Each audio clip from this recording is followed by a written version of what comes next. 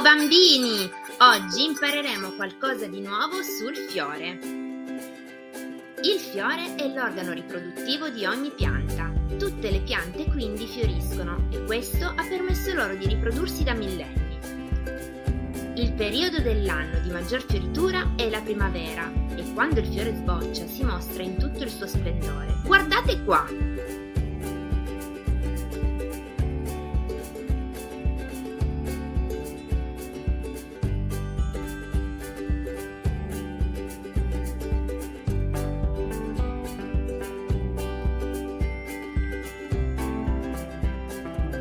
Osserviamo ora la struttura del fiore. I sepali sono foglioline verdi alla base del fiore. Essi avvolgono il fiore e lo proteggono fino alla sua apertura. Il peduncolo stelo, che vedete meglio in queste foto, sostiene il fiore e lo tiene attaccato alla pianta. I petali non sono altro che foglie colorate. I petali formano la corolla. I sepali formano il calice.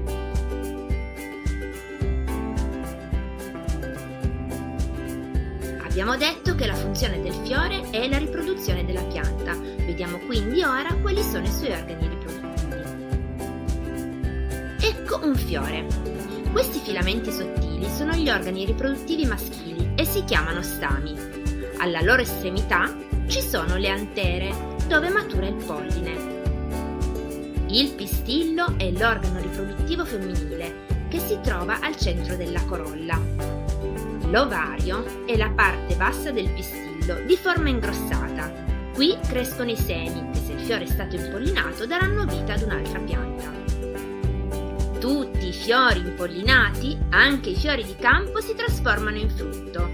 Noi non vediamo il loro frutto o non sappiamo riconoscerlo, ma anche i fiori di campo producono frutti.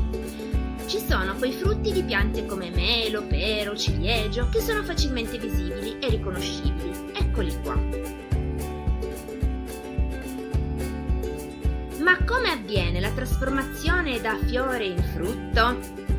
Abbiamo detto che i fiori producono polline. A volte questo polline viene spostato dal soffio del vento.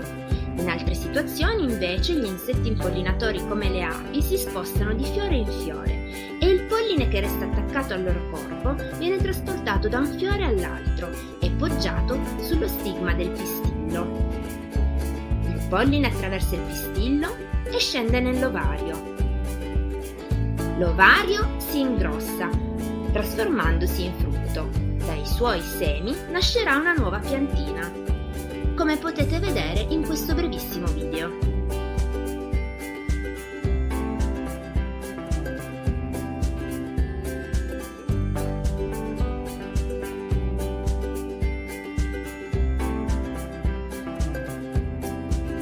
Bene bimbi, il video è terminato. Se ti è piaciuto lasciami un like o iscriviti al canale. Ciao, alla prossima!